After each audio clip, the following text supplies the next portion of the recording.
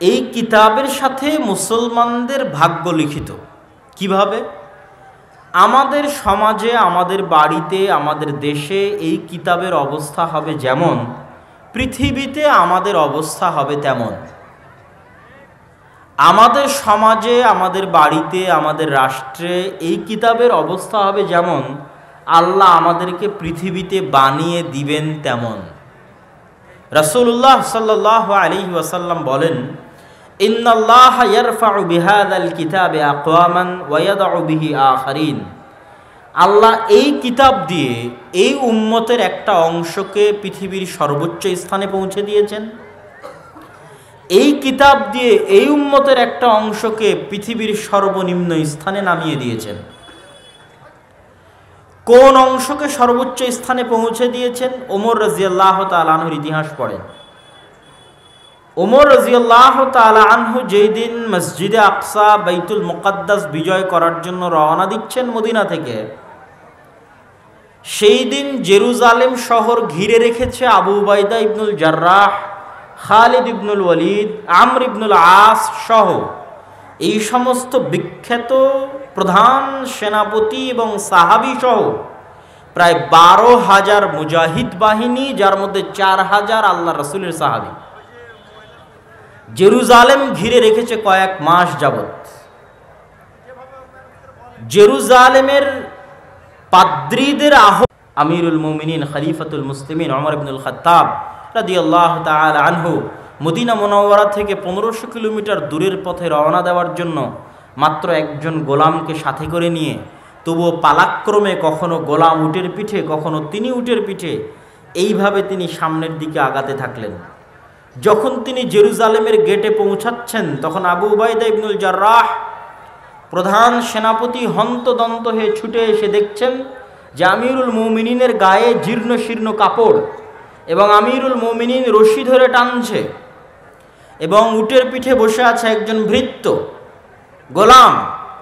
তখন আবু উবাইদা ইবনুল জাররাহ বলছে, ইয়া আমিরুল মুমিনিন ইন্নার রোমান ইয়ানজুরু ইলাইনা নাজরাতা কিল্লাহ। হে আমিরুল মুমিনিন, আজকে বিশাল রোমান এম্পায়ারের পতন, হেডকোয়ার্টারের পতন হচ্ছে। আজকের যুগে বাংলাদেশের হাতে বা আফগানিস্তানের হাতে আমেরিকার পতন যেমন, যে আফগানিস্তান থেকে কেউ গিয়ে আমেরিকার নিউ ইয়র্ক, ওয়াশিংটন বিজয় করে নিল, পাহাড় থেকে উঠে আসা, মরুভূমি থেকে উঠে আসা কোনো এক কৃষক, ঠিক তেমনি রোমান এম্পায়ারের হেডকোয়ার্টার জেরুজালেম বিজয় করছে মরুভূমি থেকে উঠে আসা একজন তৎকালীন যুগের, তাদের 20-30 বছর আগের যুগের একজন রাখাল। তিনি এখন আমিরুল মুমিনিন খলিফাতুল মুসলিমিন ওমর ইবনুল খাত্তাব। তো হে আমিরুল মুমিনিন, তারা আমাদের দিকে নিচু দৃষ্টিতে দেখবে যে দেখো মুসলমানদের আমিরের অবস্থা কি, খলিফার অবস্থা কি। তখন ওমর ইবনুল খাত্তাব রাদিয়াল্লাহু তাআলা আনহু ধমক দিয়ে বললেন, আবু উবাইদা, এই কথা যদি তুমি না হে অন্য কেউ বলতে আমি এত কষ্ট পেতাম না। আবু উবাইদা শোনো, কুন্না কওমান আযিল্লাহ, আজ থেকে 20-30 বছর আগে জাহিলিয়াতের যুগে আরবের মরুভূমিতে মক্কা এবং মদিনায় গত 1000 বছরেও কোনো সাম্রাজ্য কায়েম হয়নি, গত 100 বছরেও কোনো রাজত্ব তৈরি হয়নি। আমরা সেই জাহিলি যুগের মরুভূমির রাখাল, অন্ধকারাচ্ছন্ন যুগের মানুষ। আমাদের না কোনো নাম ছিল, না সুনাম, না খ্যাতি, না আমাদের দুনিয়াতে কেউ চিনত, না আমাদের কোনো টাকা পয়সা ছিল, না ক্ষমতা, না রাজত্ব ছিল। কুন্না কওমান আযিল্লাহ, আমরা নাম পরিচয়বিহীন এক অধপতিত জাহিলি যুগে বসবাস করা একদল মানুষ ছিলাম। আজ আল্লাহ আমার মতো ওমর রাদিয়াল্লাহু তাআলা আনহুকে কোন পর্যায়ে পৌঁছে দিয়েছে যে আমি রোমান এম্পায়ারের হেডকোয়ার্টার জেরুজালেম বিজয় করছি। তার কারণ কি জানো? ইসলাম, কোরআন, এই কিতাবের মূল্যায়ন, দ্বীনের মূল্যায়ন। উপস্থিত 4000 সাহাবীর মধ্যে কোরআনের মূল্যায়ন যেমন ছিল, দ্বীনের মূল্যায়ন যেমন ছিল, পৃথিবীতে তাদের ক্ষমতা তেমন ছিল। আর আজকে আমাদের অধপতিত নিচে নামিয়ে দিয়েছে কিভাবে? আজ 80 বছর থেকে আমরা মুসলমানেরা মসজিদে আকসায় নামাজি, সালাতি পড়তে যেতে পারি না, মাহরুম, বঞ্চিত। আল্লাহ সুবহানাহু ওয়া তাআলার তিনটে পবিত্র ঘরের একটা পবিত্র ঘরে যাওয়ার ভাগ্য আল্লাহ আমাদের দেয়নি। এই হলো আমাদের অবস্থা। আল্লাহ আমাদেরকে এই পর্যায়ে নামিয়ে দিয়েছে কেন? আমাদের বাড়ি ঘরে দিন এবং কোরআনের অবস্থা যেমন হয়ে গেছে, আল্লাহ আমাদের তেমন করে দিয়েছে। এবং উম্মতে মুহাম্মাদির উপর আল্লাহর গজবের ধরন এটাই। উম্মতে মুহাম্মাদির উপর আল্লাহ সুবহানাহু ওয়া তাআলার আযাব, গজব, পরীক্ষা অতীতের উম্মতের মতো হবে না। নূহ আলাইহিস সালাতু ওয়াস সালামের কওমকে আল্লাহ বন্যা দিয়ে ডুবিয়ে দিয়েছেন। লূত আলাইহিস সালাতু ওয়াস সালামের কওমকে আল্লাহ শহর উল্টিয়ে দিয়েছেন। আদ, সামুদ, তাদেরকে আল্লাহ সুবহানাহু ওয়া তাআলা বিকট আওয়াজ, ঝড় ঝঞ্ঝা, বৃষ্টি দিয়ে ধ্বংস করে দিয়েছেন। বনু ইসরাইলের একটা অংশকে আল্লাহ বানরে এবং শূকরে পরিণত করে দিয়েছেন। উম্মতে মুহাম্মাদির উপর আযাবের ধরনের মধ্যে একটা ধরন বানর এবং শূকরে পরিণত করা আছে। হাদিসে আল্লাহর নবী বলেছেন, আমার উম্মতের একদল মানুষ বানর এবং শূকরে পরিণত হয়ে যাবে। যারা গান বাজনা, বাদ্যযন্ত্র, অশ্লীলতা, বেহায়াপনার সাথে সম্পৃক্ত থাকবে, মদ এবং নেশার সাথে সম্পৃক্ত থাকবে, তাদের একদল মানুষ রাতে রাতে শূকর এবং বানরে পরিণত হয়ে যাবে। আর শূকর এবং বানরে পরিণত হওয়া কঠিন কিছু নয়। আজকের যারা বিজ্ঞানী গবেষণা করছে, তারা মনে করছে যে আমরা বানর থেকে তৈরি হয়েছি। নাউজুবিল্লাহ, যে আমরা বানর থেকে এসেছি। আসলে বিষয়টা উল্টা, বরং মানুষই বানর হয়ে যেতে পারে। বানর থেকে মানুষ এসেছে তা নয়। শরীয়ত কি বলে? মানুষই কি হয়ে যেতে পারে বলেন তো? বানর হয়ে যেতে পারে, মানুষই শূকর হয়ে যেতে পারে। বিজ্ঞানীরা ধোঁকা খেয়েছে কিসে? মানুষের যে ডিএনএ আছে আর বানর আর শূকরের যে ডিএনএ আছে, এই দুই ডিএনএ এত বেশি মিল যে মানুষ যদি আর দ্বিতীয় কোনো প্রাণীতে পরিণত হওয়ার সম্ভাবনা থাকে, তাহলে সেটা বানর আর শূকর। আর তৃতীয় কোনো প্রাণীতে মানুষের রূপান্তর সম্ভব নয়। এই জন্য আল্লাহর আযাব এবং গজব হিসেবে বনু ইসরাইলদের কি হয়েছিল? আল্লাহ সামান্য ডিএনএ পরিবর্তন করে দিয়েছে, ওরা রাতের অন্ধকারে বানর আর শূকর হয়ে গেছে। কেননা মানুষ থেকে বানর শূকর করা খুবই সহজ। প্রচণ্ড মিল আছে বানর এবং শূকরের ডিএনএর সাথে মানুষের ডিএনএ। এই ডিএনএর মিল দেখে বিজ্ঞানীরা, পাগলেরা ভুল বুঝেছে কি যে আমরা হয়তো বানর থেকে মানুষ হয়েছে। নাউজুবিল্লাহ। আসলে শরীয়ত কি বলছে? মানুষই কি হয়ে যেতে পারে? বানর এবং শূকর হয়ে যেতে পারে। মানুষ বানর এবং শূকর থেকে আসেনি, কিন্তু মানুষ বানর এবং শূকর হয়ে যেতে পারে। কিন্তু এটাও মনে রাখতে হবে, আল্লাহর আযাব এবং গজবের কারণে না না ডাকেনি তো, মানুষ আযাব এবং গজবের কারণে যারা বানর এবং শূকরে পরিণত হয়ে যায়, তারা কিন্তু আবার বেঁচে থাকে না, তারা মারা যায়, তাদের বংশ পরম্পরা বৃদ্ধি হয় না। সুতরাং আমরা এটাও বলতে পারবো না যে আজকে যারা বানর আছে তারা বানু ইসরায়েলের ওই অভিশপ্ত যাদের মানুষকে আল্লাহ বানর বানিয়ে দিয়েছিল তাদের পরবর্তী বংশধর, তা নয়। বানর আল্লাহর একটা স্বতন্ত্র সৃষ্টি, শূকর আল্লাহর একটা স্বতন্ত্র সৃষ্টি, মানুষ আল্লাহর একটা স্বতন্ত্র সৃষ্টি। কিন্তু মানুষ যদি দ্বিতীয় কোনো পশুতে পরিণত হয়, তাহলে সেটা কোন পশুতে পরিণত হবে? বানর এবং শূকর। এটা আল্লাহর গজব, আযাব। ঠিক উম্মতে মুহাম্মাদির উপর আল্লাহর আর একটা আযাব এবং গজব স্থায়ীভাবে থাকতেই থাকবে, থাকতেই থাকবে। সেটা কি? সেটা হচ্ছে উম্মতে মুহাম্মাদির উপর বিধর্মীদের চাপিয়ে দেওয়া। উম্মতে মুহাম্মাদি যদি আপনারা আজকে কাহারোল উপজেলার মানুষ যারা আজকে এখানে একত্রিত হয়েছেন, ইসআল নাফসাকুম ইসআলু আনফুসাকুম, আপনাদের নিজেদের জিজ্ঞেস করেন যে আপনি সর্বশেষ কতদিন কোরআন পড়েননি। আপনারা নিজেদের জিজ্ঞেস করেন আপনাদের বাড়িতে সর্বশেষ কতদিন কোরআন পড়া হয়নি। উপস্থিত মা এবং বোনেরা নিজেদের জিজ্ঞেস করেন আপনাদের বাড়িতে কতদিন যাবৎ কোরআন বুঝা, কোরআন তেলাওয়াত, কোরআন অনুধাবন হয় না। তাহলে এবার গোটা কাহারোল উপজেলা, গোটা দিনাজপুর জেলা, গোটা রংপুর বিভাগের মানুষজন যদি নিজেদের মাপে যে তাদের বাড়িতে তাদের জীবনে তারা মাসকে মাস, বছরকে বছর থেকে না কোরআন পড়ে না বোঝার চেষ্টা করে, তাহলে তাদের উপর তো আল্লাহর আযাব আসা উচিত।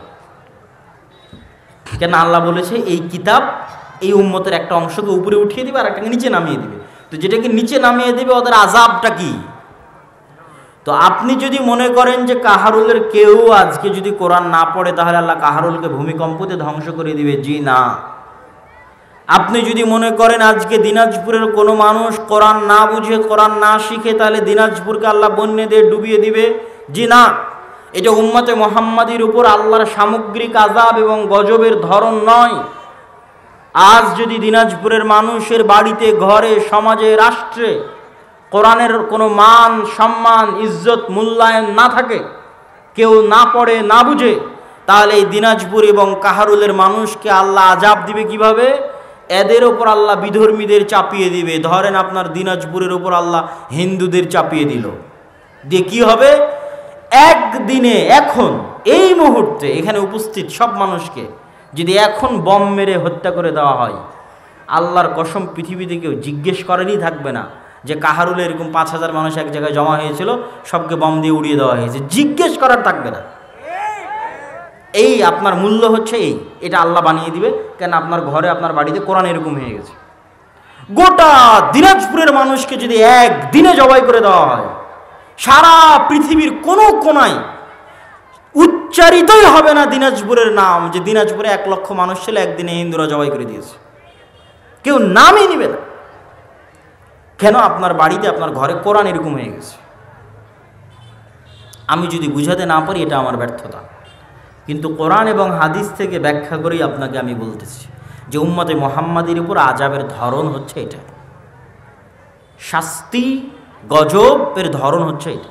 এবং এভাবে আল্লাহ উম্মতে মুহাম্মাদিকে আযাব এবং গজব দিয়েছে। অন্য কোনোভাবে আপনি পাবেন না যে গোটা 1400 বছরের ইতিহাসে কোনো মুসলিম শহর মাটিতে ধসে গেছে, পাবেন না। কোনো মুসলিম শহর সমূলে বন্যায় ধ্বংস হয়ে গেছে, পাবেন না। মানে কি মুসলমানরা আজীবনই ভালো ছিল? না। কিন্তু কি পাবেন? বাগদাদের ইতিহাস পড়ে দেখেন, একদিনে লক্ষ লক্ষ মুসলমানকে জবাই করেছে হালাকুকা। এটা শাস্তি, এটা আযাব। স্পেনের ইতিহাস পড়ে দেখেন কিভাবে নিদারুণ, করুণ ও বর্বরভাবে স্পেন থেকে মুসলমানদের বিতাড়িত করা হয়েছে, এটাই শাস্তি। রোহিঙ্গাদের চোখের সামনে দেখে আসেন যে কিভাবে রোহিঙ্গাদেরকে তাদের দেশ থেকে বিতাড়িত করা হচ্ছে। ফিলিস্তিনকে চোখের সামনে দেখেন, সম্মানিত উপস্থিতি। এবং এখান থেকে শিক্ষা গ্রহণ করতে হবে। শিক্ষা গ্রহণ না করলে আপনিও একদিন গাজা হয়ে যাবেন। মানে আপনার বাংলাদেশও একদিন কি হয়ে যাবে? গাজা, ফিলিস্তিনের গাজা। এবং ফিলিস্তিনের গাজার চেয়ে বেশি ভয়ঙ্কর হবে। ফিলিস্তিনের গাজায় তো তাও আশেপাশে মুসলমান দেশ আছে, 2-5টা সহযোগিতা করতে পারছে। আপনার বাংলাদেশকে যদি গাজা বানিয়ে দিই, তো বাংলাদেশে 2-10 কিলোমিটার, 50 কিলোমিটারের মধ্যে কোনো মুসলমান দেশ নাই। সুতরাং আপনার এখানে সহযোগিতা পৌঁছানোর মতো কেউ থাকবে না। তাহলে আপনাকে আল্লাহর আযাব এবং গজব থেকে বাঁচতে হবে। আযাব এবং গজব থেকে বাঁচতে দিনের রাস্তায় ফিরে আসতে হবে। দিনকে যে জাতি যত শক্ত করে আঁকড়ে ধরবে, ওদের আত্মমর্যাদা, আত্মসম্মান আল্লাহ তত বাড়িয়ে দিবে। পৃথিবীতে ওদের শক্তি, সাহস, দাপট আল্লাহ তত বাড়িয়ে দিবে। তাদের মাটিতে তাদের পা আল্লাহ তত মজবুত করে দিবে। এটার জ্বলন্ত উদাহরণ মুসলমানেরাই। সম্মানিত উপস্থিতি, এই জন্য আমাদেরকে দিনের রাস্তায় ফিরে আসা ছাড়া, আমাদের মসজিদগুলোতে মৌলিক দিন শিক্ষার ব্যবস্থা করা ছাড়া, আমাদের শতভাগ মুসলমান সন্তানের কাছে দিনের ন্যূনতম জ্ঞান পৌঁছে দেওয়া ছাড়া, শিক্ষার এই আন্দোলন, শিক্ষার এই সংগ্রাম ছাড়া, কেন এই দিনটা হচ্ছে জ্ঞানের দিন। আল উলামা ওয়ারাসাতুল আম্বিয়া লা ইউরিসুনা দিনারান ওয়ালা দিরহামান। এই দিনটা জ্ঞানের দিন। আমাদের নবী মুহাম্মদ সাল্লাল্লাহু আলাইহি ওয়াসাল্লাম আল্লাহর কাছ থেকে জ্ঞান রিসিভ করেছেন। সেই জ্ঞান তিনি আমাদের পৌঁছে দিয়ে গেছেন এই কোরআনে এবং হাদিসে।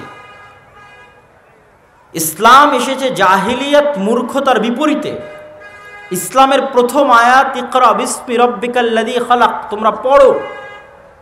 এই বইয়ের নাম হচ্ছে কোরআন। কোরআন শব্দের অর্থ হচ্ছে পড়া। কোরআন শব্দের শাব্দিক অর্থ হচ্ছে অত্যাধিক পাঠকৃত, পঠিত। তথাই পুরো দিনটা হচ্ছে জ্ঞানের দিন। জ্ঞানের ট্রান্সফরমেশন যত বেশি হবে, এই দিন তত ছড়িয়ে যাবে। কিয়ামত পর্যন্ত আর কোনো নবী আসবে না, কিন্তু এই দিনকে ছড়িয়ে দিবে কারা? এই জ্ঞানের উত্তরসূরি যারা, তারা। এই জন্য আমাদের সর্বোচ্চ চেষ্টা করতে হবে জ্ঞান পৌঁছে দেওয়ার। মুসলমানের সন্তানের কাছে দিনের ন্যূনতম মৌলিক জ্ঞান পৌঁছে দেওয়ার। এটাই দাওয়াতি কাজ, এটাই শ্রেষ্ঠ দাওয়াতি কাজ। রাসূলুল্লাহ সাল্লাল্লাহু আলাইহি ওয়াসাল্লাম বলেছেন, খায়রুকুম মান তাআল্লামাল কুরআন ওয়া আল্লামা। তোমাদের মধ্যে সর্বশ্রেষ্ঠ সে যে কোরআন শিখে এবং শিখায়, এটাই শ্রেষ্ঠ দাওয়াতি কাজ। আর এই জন্য এই শিক্ষার দাওয়াতি কাজের সবচেয়ে বড় শত্রু, কোরআনের জ্ঞান ছড়িয়ে দেওয়ার দাওয়াতি কাজের সবচেয়ে বড় শত্রু শয়তান। সবচেয়ে বড় শত্রুকে বলেন শয়তান। আপনাকে আমি দলিল দিই, শয়তান যে সবচেয়ে বড় শত্রু তার দলিল। আমরা খাবারের শুরুতে বললাম বিসমিল্লাহ, পানির শুরুতে বললাম বিসমিল্লাহ, বাথরুম টয়লেটে গিয়ে যাওয়ার শুরুতে বললাম বিসমিল্লাহ, যে কোনো ভালো কাজের শুরুতে বললাম বিসমিল্লাহ, পশু প্রাণী জবাই করার শুরুতে বললাম বিসমিল্লাহ, আর কোরআন পড়ার শুরুতে বললাম আউযু বিল্লাহি মিনাশ শাইতানির রাজিম। একমাত্র ব্যতিক্রম কোরআন, যার শুরুতে আপনাকে শয়তান থেকে বাঁচতে চাইতে হবে, তারপরে বিসমিল্লাহ। কোরআন পড়ার শুরুতে আগে শয়তান থেকে বাঁচতে চাও, তারপরে বিসমিল্লাহ বলো। কেন? এই কোরআন তোমাকে শয়তান পড়তে দিবে না, এই কোরআন তোমাকে শয়তান শিখতে দিবে না। আমরা যতজন গত 1 মাস, 6 মাস, 5 দিন, 1 সপ্তাহ, 10 দিন যাবৎ কোরআন থেকে দূরে আছি, কোরআন বুঝা এবং কোরআন শিখা এবং পড়া থেকে দূরে আছে, আমাদেরকে কে দূরে রেখেছে ভাই? শয়তান। আমাদের যাদের বাড়িতে মাসকে মাস থেকে কোরআন তেলাওয়াত হয় না, বুঝা হয় না, শিখা হয় না, পড়া হয় না, এই বাড়িগুলো কারা দখল করে রেখেছে? শয়তান। এবং শয়তান কোনো কাল্পনিক চরিত্রের নাম নয়। বিভিন্ন যে সায়েন্স ফিকশনের যে গল্প, কাল্পনিক গল্প, কাল্পনিক উপন্যাস, কাল্পনিক ভূত পেত্নির গল্প, এই কাল্পনিক কোনো চরিত্রের নাম শয়তান নয়। শয়তান এক অতি বাস্তব, অতি সত্য এবং অতি ভয়ঙ্কর চরিত্রের নাম হচ্ছে শয়তান। আল্লাহ সুবহানাহু ওয়া তাআলা এই পৃথিবী ডেভেলপ করার আগেই, যেভাবে আপনারা সফটওয়্যার ডেভেলপ করেন, অ্যাপ ডেভেলপ করেন, এই পৃথিবীর সিস্টেম যখন আল্লাহ ডেভেলপ করেছেন, এই পৃথিবীকে আল্লাহ একটা সিস্টেমে তৈরি করেছেন, যেই সিস্টেমগুলো অপরিবর্তনীয়, একমাত্র আল্লাহ চাইলে পরিবর্তন হতে পারে। যেমন এই পৃথিবীতে আল্লাহ সিস্টেম কি দিয়েছেন? আগুন জ্বালাবে, এটা সিস্টেম। যে আমি আগুনের মধ্যে হাত দিলে আমার হাত পুড়ে যাবে, এটাই সিস্টেম পৃথিবীর। কিন্তু আগুন নাও পুড়াতে পারে যদি আল্লাহ বলে ইয়া নারু কুনি বারদান ওয়া সালামান আলা ইব্রাহিম, হে আগুন তুমি ইব্রাহিমের জন্য ঠান্ডা শীতল বরফ হয়ে যাও। এই পৃথিবীর সিস্টেম হচ্ছে চাকু দিয়ে ছুরি চালালে কাটবে, এটা সিস্টেম। ঠিক এই পৃথিবীর অন্যতম একটা সিস্টেম হচ্ছে আল্লাহ মানুষকে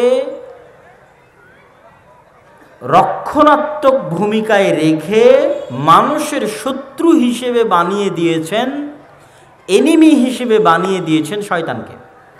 যেমন ভিডিও গেমে যুবক এবং কিশোরদের এনিমি থাকে, শত্রু থাকে, যার বিরুদ্ধে সে লড়াই করে, এবং প্রতিটা গেম, প্রতিটা খেলায় পাল্টা প্রতিপক্ষ থাকে। ভোটের রাজনীতিতেও পাল্টা প্রতিপক্ষ আছে, ক্রিকেট ফুটবলও পাল্টা প্রতিপক্ষ আছে, ভিডিও গেমের মধ্যেও পাল্টা প্রতিপক্ষ আছে, যে হচ্ছে এনিমি। তো এই পৃথিবীকে আল্লাহ ওইভাবেই ডেভেলপ করেছে যে মানুষের জন্য আল্লাহ কাকে শত্রু করে দিয়েছে বলেন তো? শয়তানকে শত্রু করে দিয়েছে। এবং শয়তানকে আল্লাহ আক্রমণ করার সর্বোচ্চ ক্ষমতা দিয়েছে। শয়তানকে আক্রমণ করার সর্বোচ্চ ক্ষমতা দিতে গিয়ে রাসূলুল্লাহ সাল্লাল্লাহু আলাইহি ওয়াসাল্লাম বলেন ইয়াজরি মাজরা দাম, শয়তান মানুষের রক্ত কণিকার সাথে প্রবাহিত হয়, চলতে পারে। মানুষের শরীরের রগে রগে, রক্তে রক্তে শয়তান চলতে পারে। ইয়াজরি মাজরা দাম, এই ক্ষমতা আল্লাহ শয়তানকে দিয়েছে। শয়তানকে দ্বিতীয় ভয়ঙ্কর যে ক্ষমতা আল্লাহ দিয়েছে আদম সন্তানের উপর আক্রমণ করার জন্য, সেটা হচ্ছে ইউয়াসবিসু ফি সুদুরিন নাস। আজকের পৃথিবীতে এমন কোনো টেকনোলজি আবিষ্কার হয়নি যে আমি এখানে মোবাইলে বাটন চাপলে আপনাদের সবার অন্তরে মেসেজ চলে যাবে। এরকম কোনো টেকনোলজি আবিষ্কার হয়নি। যদি হতো তাহলে আমাকে রাজশাহী থেকে সফর করে আর শায়েখ আব্দুর রাজ্জাক বিন ইউসুফকে ঢাকা থেকে সফর করে আজ এখানে আসা লাগতো না। আমরা একটা বাটন চাপতাম আর এখানে যতজন উপস্থিত হয়েছে সবার অন্তরে অন্তরে মেসেজ চলে যেত। কিন্তু মোবাইল বলেন, কম্পিউটার বলেন, মাইক বলেন, এগুলো একটাও সেই প্রযুক্তি নয়। সবগুলোই কি আমাকে চিল্লাতে হবে আর আপনি কান দিয়ে শুনবেন। পার্থক্য এতটুকু কি, আমি মোবাইলে চিল্লাচ্ছি, আপনি 1000 কিলোমিটার দূরে মোবাইল দিয়ে শুনছেন, কিন্তু ভাই কান দিয়েই শুনতে হবে, আপনার অন্তরে পাঠানোর কোনো উপায় নাই। পার্থক্য কি, আগে মুখে বলতাম, এখন মাইকে চিল্লাচ্ছি, আপনাকে কান দিয়েই শুনতে হচ্ছে। আপনার অন্তরে দেওয়ার কোনো উপায় আমার কাছে নাই। কিন্তু শয়তানকে আল্লাহ এই শক্তি দিয়ে দিয়েছে যে শয়তান যদি আমাদের কিছু বলতে চায় তাহলে আমাদের কানে বলা লাগবে না, আমাদেরকে চিঠি লেখা লাগবে না যে আমরা পড়ব, মেসেজ লেখা লাগবে না যে আমরা পড়ব, সরাসরি ইউয়াসবিসু ফি সুদুরিন নাস। শয়তান সরাসরি কোথায় মেসেজ দিতে পারে? অন্তরে। শয়তান সরাসরি মানুষের অন্তরে মেসেজ দিতে পারে। ফলত আদম সন্তান মহাবিপদে। আদম সন্তান জানে না কোনটা তার ইচ্ছা, কোনটা শয়তানের প্ররোচনা।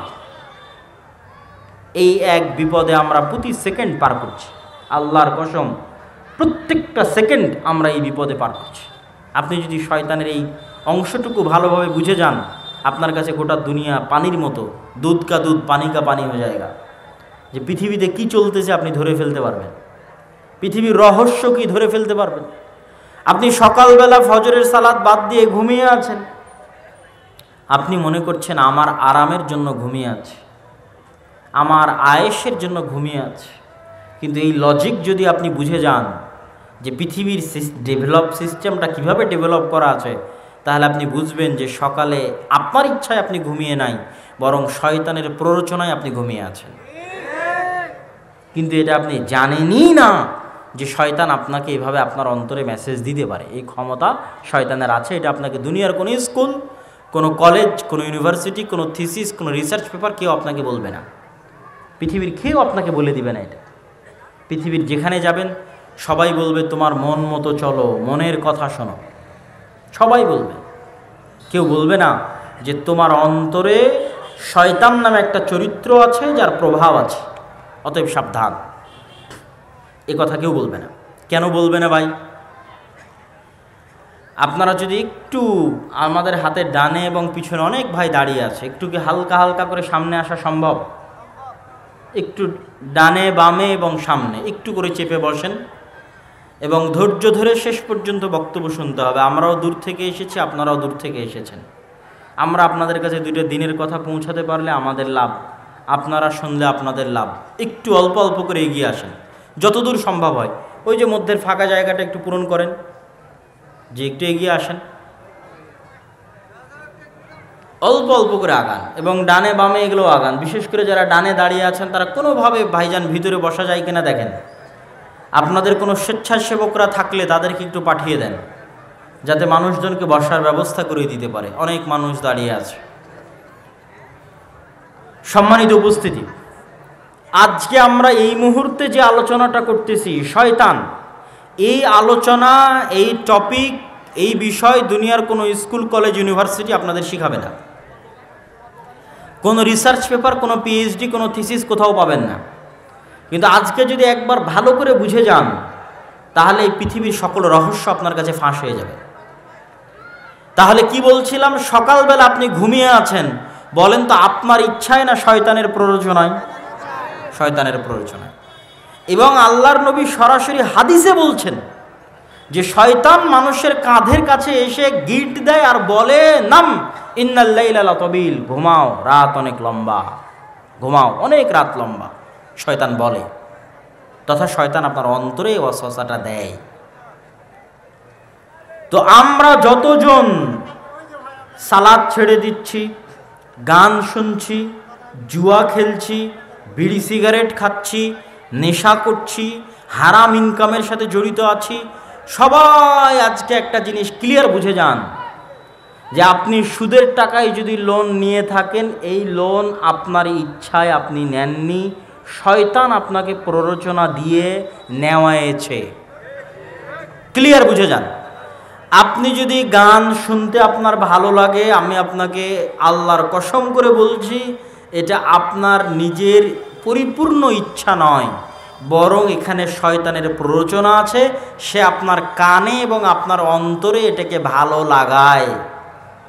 এর এতখানি আক্রমণ করার ক্ষমতা আল্লাহ শয়তানকে দিয়ে দিয়েছে। এরকম প্রত্যেকটা হারাম কাজকে শয়তান আমাদের সামনে ভালো করে পেশ করে। যুয়্যিনা লাহুম মা কানু ইয়ামালুন। মানুষ যত অন্যায় কাজ করে, প্রত্যেকটা অন্যায় কাজকে কেমনে সুন্দর করে পেশ করা যায় মানুষের অন্তরের সামনে, এই কৌশল, এই কারিশমা, এই ব্রেন, এই বুদ্ধি আল্লাহ শয়তানকে দিয়ে দিয়েছে। তাহলে আদম সন্তান বাঁচবে কেমনে? এত বড় আক্রমণ করার ক্ষমতা যদি আল্লাহ শয়তানকে দিয়ে দেয়, তাহলে পৃথিবীতে ভারসাম্য রক্ষা হবে কেমনে? আমরা যে গেম খেলবো, যেই গেম খেলার জন্য আল্লাহ আমাদের পৃথিবীতে পাঠিয়েছে, আমরা যে একটা সফটওয়্যারের মধ্যে আছি, এই পৃথিবীর সফটওয়্যারের মধ্যে, যেখানে আল্লাহ সিস্টেমকে এভাবে ডেভেলপ করে দিয়েছে, তা আমরা জিতবো কেমনে ভাই? শয়তানের বিরুদ্ধে জিতবো কেমনে? শয়তান তো আমাদের অদৃশ্য এনিমি। তার জন্য আল্লাহ সুবহানাহু ওয়া তাআলা কোরআন মাজিদে দুটো কথা বলেছেন। এক,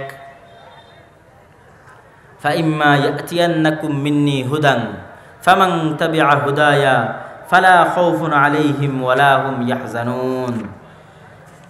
আমার পক্ষ থেকে তোমাদের নিকটে আসবে হেদায়াত, তোমরা যদি এই হেদায়াতের অনুসরণ করো, একদম যেখানে আদম আলাইহিস সালাতু ওয়াস সালামের ঘটনা আল্লাহ বলেছে, সেখানে আল্লাহ সুবহানাহু তাআলা বলছে কুলনাহবিতু মিনহা জামিআ, যে জান্নাত এবং আসমান সব জায়গা থেকে আল্লাহ নামিয়ে দিলেন। জান্নাত থেকে আদমকে নামিয়ে দিলেন, আসমান থেকে ইবলিসকে নামিয়ে দিলেন। নামিয়ে দেওয়ার পর আল্লাহ তাদের পরস্পরকে কি করে দিলেন? শত্রু করে দিলেন। ওখানে আল্লাহ বলছে ওয়াকুলনাহবিতু বা'দুকুম লিবা'দিন আদু, তোমরা নেমে যাও, তোমরা পরস্পরের শত্রু। এখান থেকে গেম শুরু, প্রতিযোগিতা শুরু, কিয়ামত পর্যন্ত এই প্রতিযোগিতা চলবে। আল্লাহ কোরআনে বলে, এই সিস্টেম যে পৃথিবী আল্লাহ এইভাবে ডেভেলপ করেছে, এটা আল্লাহ কোরআনে বলে দিয়েছে স্পষ্ট করে, যে আমার পৃথিবী এভাবে ডেভেলপ করা আছে যে শয়তান তোমার শত্রু এবং তাকে আমি এই ক্ষমতা দিয়েছি। এখন তুমি বাঁচবা কিভাবে? ফাইম্মা ইয়াতিয়ান্নাকুম মিন্নি হুদান ফামান তাবিআ হুদায়া ফালা খাউফুন আলাইহিম ওয়ালা হুম ইয়াহজানুন। তোমাদেরকে বাঁচানোর জন্য আমি যুগে যুগে নবী পাঠাবো, রাসূল পাঠাবো, আর নবী আর রাসূলের সাথে আমার কিতাব পাঠাবো। প্রত্যেক যুগে যারা আমার পাঠানো নবী রাসূল এবং কিতাবের কথা মেনে নিবে, তাদের কোনো ভয় নাই, কোনো দুশ্চিন্তা নাই, শয়তান তাদের কোনো ক্ষতি করতে পারবে না। বলেন আল্লাহু আকবার। কিন্তু এই কোরআন থাকার পরেও, নবী থাকার পরেও মানুষ যেভাবে আল্লাহ শয়তানকে ক্ষমতা দিয়েছে, ভয়ঙ্কর লেভেলের ক্ষমতা, সেখানে মানুষ পথভ্রষ্ট হবে না? হবে না? বলেন হবে। যেখানে আমাদের আদি পিতা পথভ্রষ্ট হয়ে গেছে, তাকে শয়তান ভ্রান্ত পথে নিয়ে চলে গেছে, সেখানে আমরা তো করবই। আমাদের আদি পিতা যদি ভুল করে থাকে, আমাদেরও ভুল হবে। এই জন্য আল্লাহর পক্ষ থেকে যুদ্ধে জিতার জন্য আল্লাহর পক্ষ থেকে ছাড়, অফার, যে এইটা হলো আমার লজিক, এই লজিকে তোমরা যুদ্ধ করো। আমি শয়তানকে দিয়েছি এই ক্ষমতা, তোমাদের জন্য দিয়েছি নবী রাসূল কিতাব, লড়তে থাকো। তারপরও তোমাদের জন্য বিশেষ অফার, আমি আল্লাহ তোমাদের জান্নাতে নিয়ে যেতে চাই, আর শয়তান তোমাদেরকে জাহান্নামে নিয়ে যেতে চায়। শয়তানের ওয়াদা এবং শয়তানের শপথ হচ্ছে শয়তান আমাদেরকে জাহান্নামে নিয়ে যাবে। শয়তানের ওয়াদা কি? শয়তান বলছে ওয়ালা উদিল্লান্নাহুম ওয়ালা উমান্নিয়ান্নাহুম ওয়ালা আমুরান্নাহুম, অবশ্যই আমি আদম সন্তানকে পথভ্রষ্ট করব, যে কোনো মূল্যে আমি আদম সন্তানকে পথভ্রষ্ট করব। এটা হচ্ছে শয়তানের ওয়াদা। তো এখন আল্লাহ তার শয়তানের বিপরীতে গিয়ে আল্লাহ আর একটা চ্যালেঞ্জ করে দিলেন, যে শয়তান নিয়ে যেতে চায় জাহান্নামে, আল্লাহ নিয়ে যেতে চান কোথায় বলেন তো? জান্নাতে। এই জন্য আল্লাহর পক্ষ থেকে অফার মানুষের জন্য, পৃথিবীর সকল মানুষের জন্য, যে শয়তান রাত দিন 24 ঘন্টা পরিশ্রম করে তোমাদেরকে দিয়ে যা গুনাহ করাবে এবং করিয়েছে, এখন পর্যন্ত করিয়েছে, তোমার মরা পর্যন্ত করাবে, আমার কিতাব থাকার পরেও, আমার রাসূল থাকার পরেও, রাসূলের হাদিস থাকার পরেও তোমাদেরকে দিয়ে 24 ঘন্টা পরিশ্রম করে যা গুনাহ করাবে, সকাল থেকে সন্ধ্যা পর্যন্ত, জন্ম থেকে মৃত্যু পর্যন্ত, তোমরা যদি আমার নিকটে একবার ক্ষমা চাও, আমি আল্লাহ শয়তানের সকল পরিশ্রম বাতিল করে দিয়ে তোমাদেরকে ক্ষমা করে দেব।